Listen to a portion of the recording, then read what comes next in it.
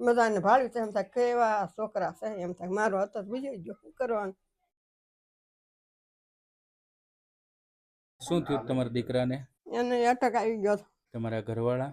એને શું અસર તો આ બાબલાને ઓલેથી શું અસર હતું. 5 મહિનાને ફેરે વહી ગયા. પેલા કોણ પાછું થયું બા? પેલો મારો બાબો. તમારો દીકરો પેલા વહી ગયો. તમારું ઘર કઈ રીતે હાલે છે? આ બધું આમનું ટાંક્યા કીધું ને એવું. શું ટાંકવાનું લાવો બા? આ સણિયા સણી ને એવું અત્યારે આવે. એક ચણિયા ચોળી કરવામાં કેટલા દિવસ જાય બા? 2 દી 3 દી યાદ આવે મારે. રોજની તો હું ન કરી શકું. મતલબમાં 70 રૂપિયાનું કામ કરવું હોય તો 3 દિવસ લાગે.